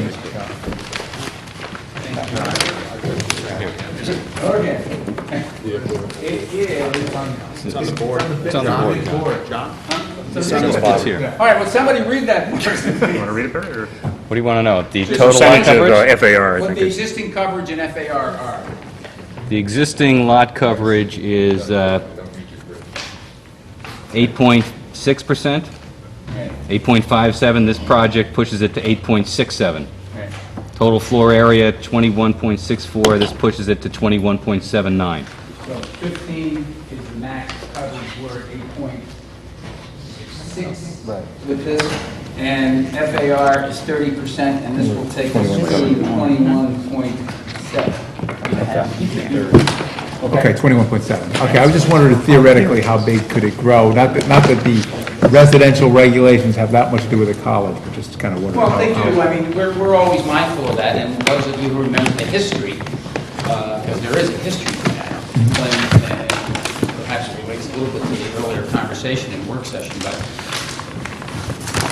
20 years ago, the commission determined to rezone the campus from Residence A to AA.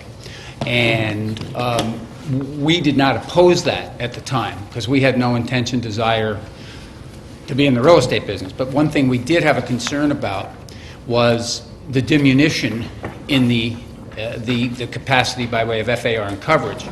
And out of that, what came about, what the commission was, for want of a better word, a compromise. And you'll see that compromise reflected in your regulation, section 5 point, that allows a different level sort of between A and AA for universities in that zone. And that's the history of that. And that grew out of similar conversations than you had earlier tonight. But that's why it's there. But we're very comfortable with that. You know, we are always interested in enhancing our facilities to the benefit of our students.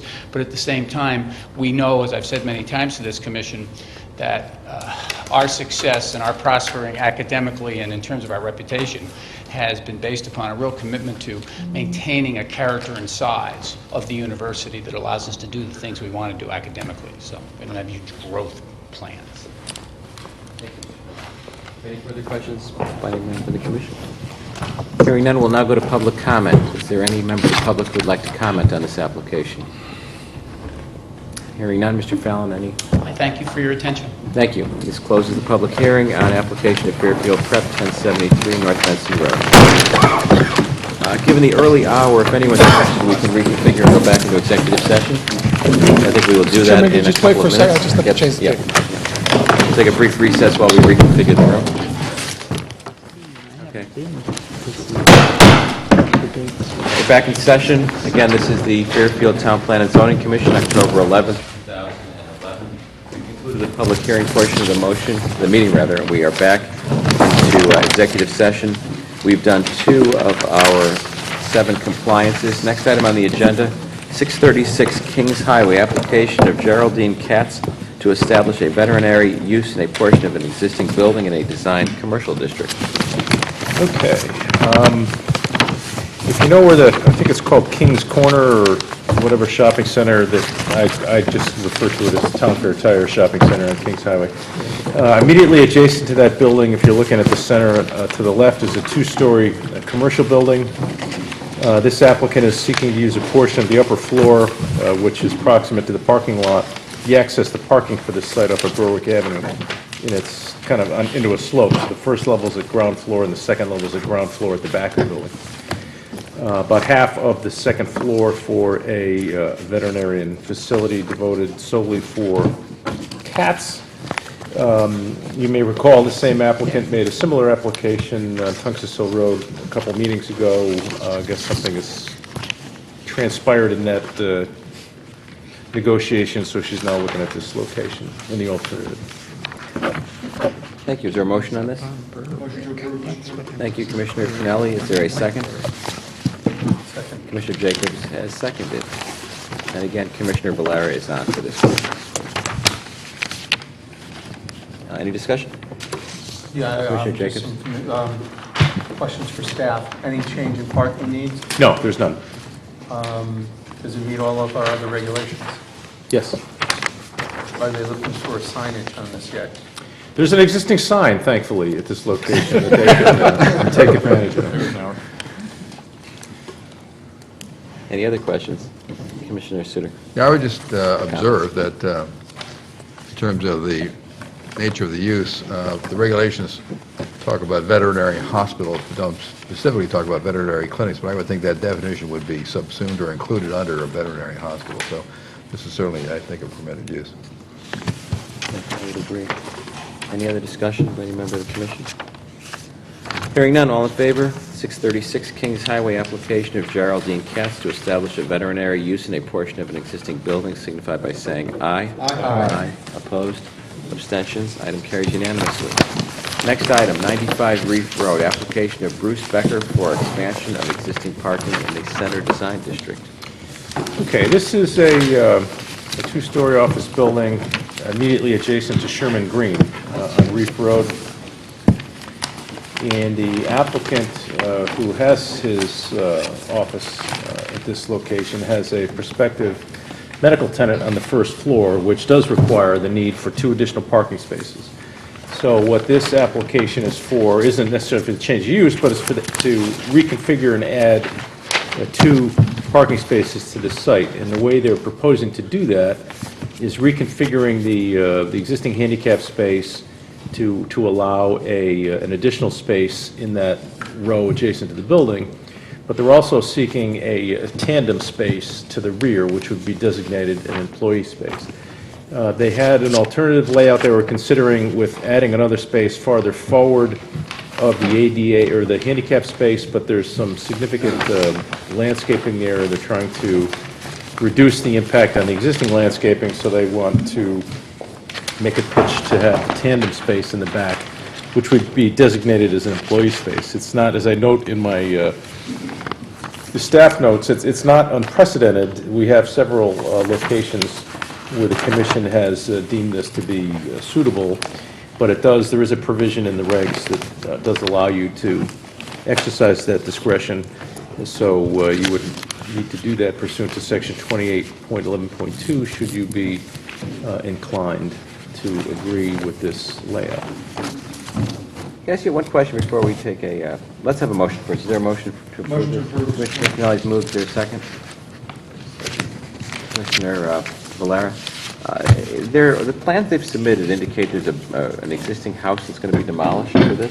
No. That's gone already, correct? This is, what this is and I think, if I did not, I apologize, I intended to make a scale version of this map. What this is a copy of a 1984 or 5 site plan for when the house was converted to its existing configuration. So it's the old proposed site plan that is the actual existing site plan. So that remove existing house, that's long gone. Some of the notations that are underlying that, it's just a copied image of the proposed site plan, which is in fact the existing site plan with their proposal on top of it. Now, I apologize for the confusion. And in the area where they're planning to put this tandem parking, that borders a residential property, correct? To the back? To the rear, yes. Is there any type of a fence there? What is there now? A lawn, I'm assuming? Yeah, what you don't have is the entirety of the site plan, and I thought, I perhaps I didn't do it, but I thought I was going to Xerox on 11 by 17, the full. There's, if you see the left-hand side of the site plan, there's a couple of parking spaces that go beyond. There's a trash enclosure that you can see beyond where that tandem space is proposed. And then beyond that, there's an existing stockade fence. So right now, there's an existing fence shielding from the neighbors. Yeah, and there is some landscaping back there as well. Thank you. Commissioners Barrett? How does somebody get into this tandem space? Well, they'd have to be the first one in. Right. And then someone parks behind them, that Somebody's space. parked there, they can't get out. Right. So if they want to go out to lunch, or they have to leave, they have to find whoever's in this particular space, because it'll be blocking, there's no other way out. They've got Correct. fencing and buildings. Correct. surrounding them. I would think the employees would have to work that out among themselves. But is this space going to also be an employee space? The space that's directly blocking it? That doesn't specify that. You could certainly make that a condition if that's a concern. It would make sense for that to be the case, yes. Otherwise, no one will pull all the way in.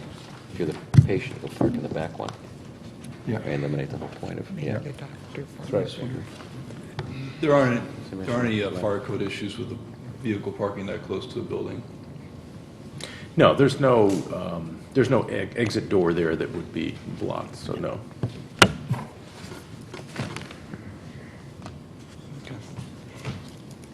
I like that they try to keep the landscaping intact as much as possible, and that they're actually moving the handicap closer to the handicap lane. Are they removing the 2 white pines that are shown here, where that parking spot is going to now be created? Yes. They are. And those mature white pines, they haven't been to the site yet. That stretch of Reef Road is brutal to run on, because there's very little in the way of tree cover there. When you run down Beach Road, it's a joy to run, but that whole section is in rough shape. I mean, like, there's not a lot of shade at all, so that is a concern. You're talking about the white pines behind the building, or in the? That's what I'm looking at, Chairman, where... Oh, it says 5 WP. Yeah, exactly. If I have this correct on the layout, as to where the tandem spot will go, there are 2 white pines which look really large. Yeah, I haven't been to the rear of this building to be able to tell you whether it's possible they can just trim up the existing trees and park under it or remove it, but they may have to remove it. It may be best that we don't take action on this when we go out there and take a look at it, because, if we're going to have residential zones bordering this and they take out the trees, to have a car parked in someone's backyard, that's something we should look at, I think. Yeah, we can have a motion to, there's a motion. So what I have to do, is withdraw, or do you have to table? Or you can just move that this be tabled. I'll move to the table this item, then, Mr. Thank you. Is there a second? I second before. We don't have, this is executive session, there's no public comment, sir. We can't let you comment and say anything. So, there's a motion to table. Is there a second? I second, it's not originally second. Moved and seconded. Is there any discussion on the tabling of this? Hearing none, all in favor signify by saying aye. Aye. Opposed, abstention. This matter will remain on the table. We'll talk to staff. We can't talk on these items. The next item is 71 Simcoe Street, application of Joe Rubin to establish a food vending truck. Okay, there's a site plan in your packet along with some photos. I'll just go in order of what you have here. The 2 pictures are of an existing vending truck that the applicant operates at the Milford train station. There's some sample offerings on the menu, but on the site plan, if you're familiar with where Citizens Auto Body is on the corner of Timco and Kings Highway, what's being proposed is a food truck to be parked adjacent to the southerly side of Citizens Auto Body. And there are 2 photos that kind of show you the relative juxtaposition to the new train station. In the first photo, it's basically standing at the location where the truck would be, looking toward the train station, and then, I'm sorry, I got that backwards.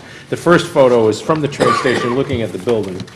And the location, the building that's in the distance there with the blocked-up window is right adjacent to that blocked-up window is where they're talking about here.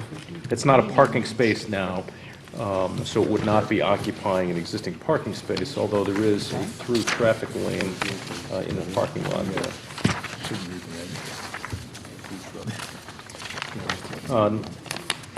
Thank you. Is there a motion on this?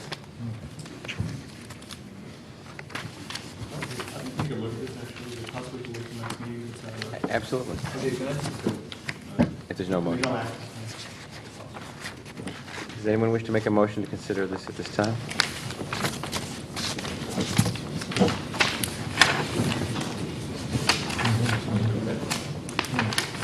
Hearing none, this will remain on the agenda until the next time. I would just suggest perhaps people take a look at this location now that we have the pictures of it. Does anybody not know what we're talking about? I know what you're talking about. Okay. If you have trouble finding it, let me know. Look for a big train station. Perfect trees. I got to figure out one building from another. Next item, 330 Grasmere Avenue, application of H&H East Parcel LLC for an amended sign plan in a design commercial district. Okay, this is the Whole Foods, I'll call it the Whole Foods site, but there's multiple buildings there. You may be familiar with the middle building that lies between Whole Foods and CVS. You have approved a front facade sign plan that consists of channel letter signage, which is represented by the top three photos in the rendering. What they're seeking is a rear signage for each of the tenants, including the bank, which is essentially the same style of signage for the front channel letters, but smaller. They're all a uniform 26 square feet in the rear, which is roughly a third to half of what the sizes are on the front. Two signs are permitted on a tenant wall space as long as they're not on the same wall, and the sign on the rear faces either a parking lot or a street. In this case, it faces Kings Highway. So they're looking to simply extend the sign plan to the rear of the building. These are all illuminated? They're all interior, yes, they're all illuminated. Thank you. Is there a motion on this item?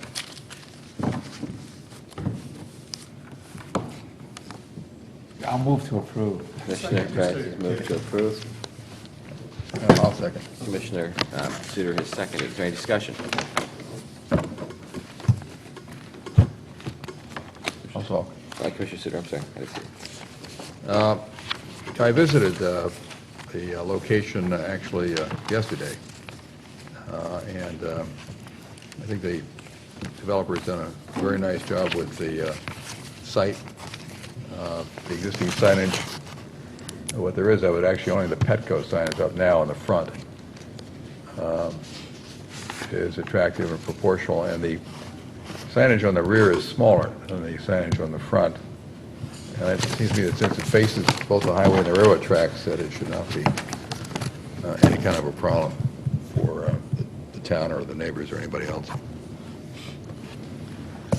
Any further discussion by any other commissioner?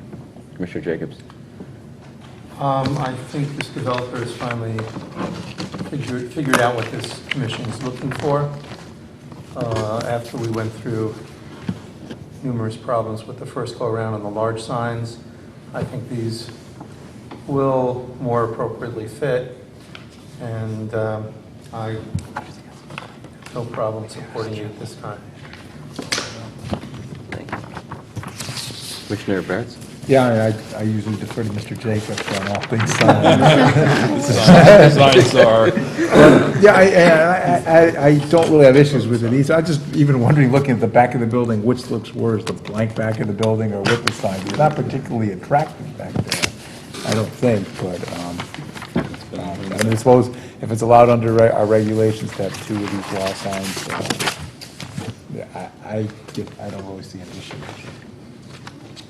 I agree with what Commissioner Barrett said. I think this commission made a little bit of a mistake when we approved this, and that is that the building where the Petco is, we'll call it the Petco building, is ugly from the street view. It looks like the back of a building, like it's an afterthought. Looks great from the other side coming in, if you're coming in from Home Depot, but a lot of people are going to go around this building, whether it's from the new train station, to and from the train, or heading over to the BJ's area, or our new Commerce Drive development area. And I'm wondering if there's a way we can tie additional facade improvements into this signage to make this look a little bit better as opposed to the back of a building.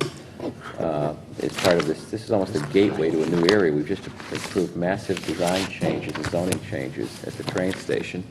And we have what looks like a blank wall with a bunch of steel doors facing a main artery. Yeah, I've seen a lot of backs of strip malls, and the rear signage, when it exists, tends to be small and not particularly attractive. And usually that kind of a back wall of a strip mall is facing a hillside or some other location from which you really can't see it.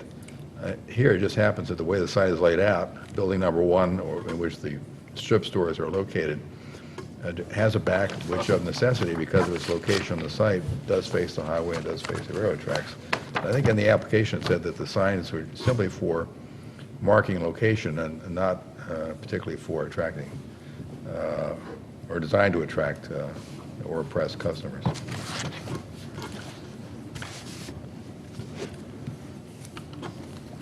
I agree, Mr. Chairman, that actually is that elevation, which I guess is to the east, is a frontage as well, and I can see why the commission is thinking that it should treat it as a main view, main elevation, and don't know how this could be done, but you could certainly add more of the stone veneer paneling treatments to create, I think, a more attractive space that would also would favor the tenants there as well, since this will be a main artery.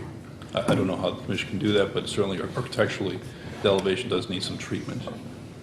My only comment is that horse maybe left the barn with requiring, because all the design requirements, architectural, that you required are on the, to now try to tie that into the sign approval is problematic. I mean, from a technical reason, that should not be, it can't be included in the area of the sign because it would make the sign too big. So with that said,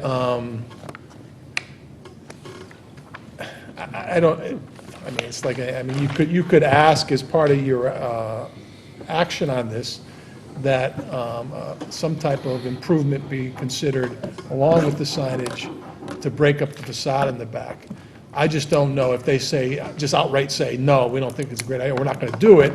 I don't know that we would be able to force them to do it, but I don't think it's a problem to include whatever action you make on this, recommendations for some additional architectural improvement. I just think, from a technical standpoint, everything you required for architectural standards were included, and you'll say you did approve the plan.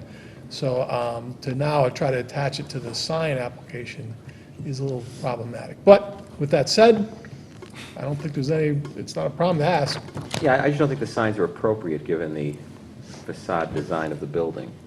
Put it that way, that perhaps if there was a better defined chicken or egg, horizontal and vertical elements, the signs would be appropriate as proposed. But yeah, there's some columns, what appear to be columns or sections of the building that could be treated with a stone. And perhaps if they were defined, Commissioner Jacobs had some ideas here, and perhaps they better define the spaces to put in. If you were doing those columns, and then every other one, you could do a strip across the top of a stone, or a part of a strip across, giving it some dimension, giving it, instead of the blank long wall look, it would break up visually.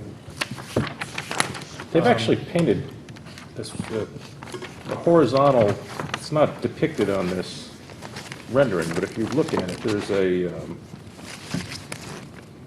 don't want to say maroon, but it's kind of a brick-colored, you won't see it on this drawing, but if you go look at the building, there's a horizontal band of brick, and then there's a couple of vertical kind of separating where the tenant Take a look at it, because spaces you are. did. It's painted onto the wall. I want to say, if you remember, and it's a refreshment, you did not just disregard that rear area. You did realize that it was going to be adjacent to a road, even though it was just a road and a train track, which in and of itself isn't a real problem. But there is some architectural breakups. I mean, if you want to go I would take a look at it. I mean, you could attempt to condition your approval on the signage as to submitting a revised plan to try to accentuate some of the architectural facade elements on the front. But I think Jim's correct. This rendering doesn't really show you what's out there as far as the... They've just, it's a paint scheme is what Yeah. they've done to kind of break up the spaces, but I don't know if that's going to do it for you, whether you want them to Right. consider putting some stone on the back. I don't know, where you paint some faux windows in the back of the building, I don't know, I've seen I that too. think just, if you want to just break up the compartment, I mean, break up the facade somewhat, but I would take a look at it, because it doesn't really, there is some adjustment to try to break up the, I mean, it's you not know, really just a blank wall. We could, I guess if, what I'm saying. just to meet the visual objectionable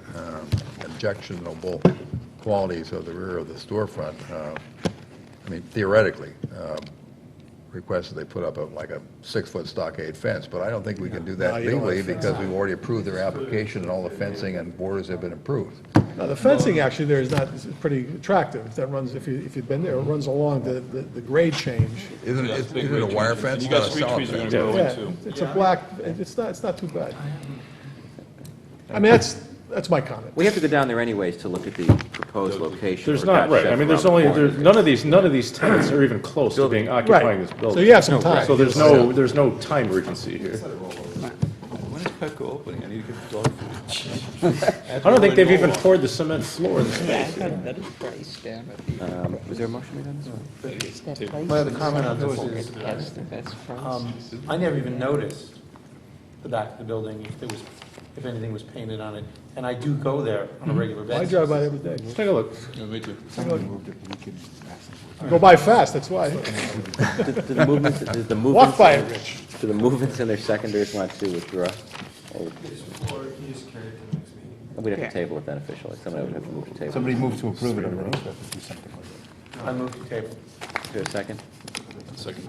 Okay, any discussion? All in favor of tabling signify by saying aye. Aye. Opposed, abstentions? 330 Grasmere Avenue remains tabled. One last item, 85 Pond Mill LLC, 85 Mill Plain Road, application of 85 Pond Mill LLC to modify condition of a sign approval in a design industrial district. Okay. This application is request to modify a condition of approval for the wall signs at Cinch, which are in that detached building on the site. The original condition prohibited illumination. The signs were installed in violation of that condition. But given that, it provides an opportunity to evaluate that, and they are proposed, they're asking reconsideration based on their hours of operation. They'll turn off at closing, which is 7 p.m. Tuesday through Friday and 5 p.m. on Saturday. They've submitted a photo kind of from the Mill Plain Road perspective, and they actually submitted a letter from a neighbor there saying that they're not opposed to the, a residential neighbor, I should say, not opposed to it being internally illuminated. Is there a motion on this item?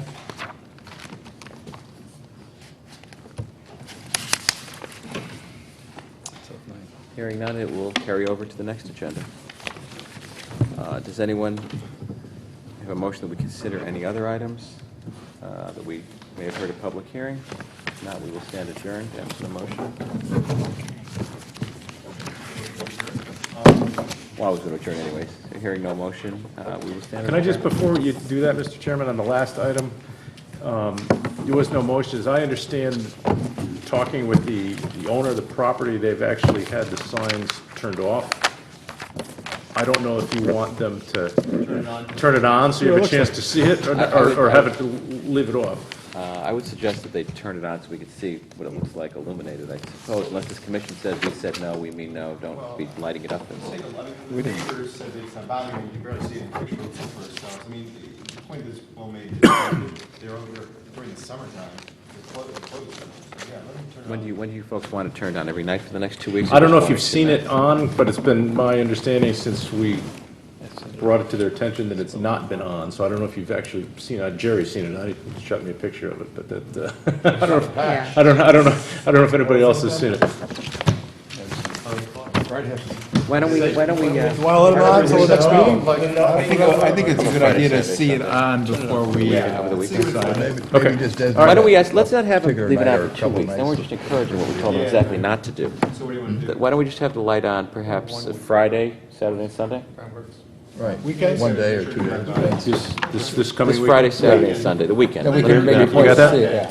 All right. They're closed Sunday, so Friday and Saturday. Well, it closes at 5 on Saturday. Okay, they're closed at 5 on Saturday. So Friday. All right, how about the, that's fine. Prior to the meetings, we have 5 weekdays. Yeah, that's good. I go right for the trees. Week prior to One the week, meeting. the 7 days preceding the next meeting is commission. They can That's what they're eliminate the sign. All right. Just give them a week of lighting up. That way, you know, our schedules, well, hopefully we'll all get to see it. Okay, thank you. It's going to be on Let Wednesday. it be written, so let it be done. The week preceding the next meeting. And if you could, just email everyone when, at the time it's on. And It'll the be on day 7 that days it before, starts. 7 days before the A meeting. week from today. It'll be on when you're, by the time you get your next agenda. You'll have, if you When get forget, your that'll next be a agenda, go reminder there that'll by give you dinner and you'll be all set. 3 or 4 days to look at it. We got a lot to go look at. Forget to bring dinner home. Why do we go back into executive session? Hearing nothing else, the meeting We stands adjourned. tabled 4 and approved 1.